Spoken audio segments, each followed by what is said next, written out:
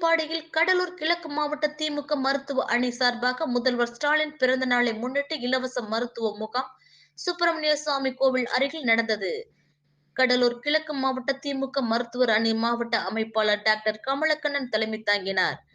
துணை அமைப்பாளர் டாக்டர் அவினாஷ்குமார் முன்னிலை வகித்தார். 7வது வார்டு கவுன்சிலர் செந்தில்நாதன் வரவேற்றார். டாக்டர்கள் செல்வம், சிவசெந்தில், தினேஷ் ஆகியோர் கொண்ட மருத்துவ குழுவினர் 500க்கும் மேற்பட்ட பொதுமக்களுக்கு இரத்த அழுத்தம், சர்க்கரை அளவு, நுரையீரல் பரிசோதனை, தைராய்டு பரிசோதனை ஆகியவை செய்தனர்.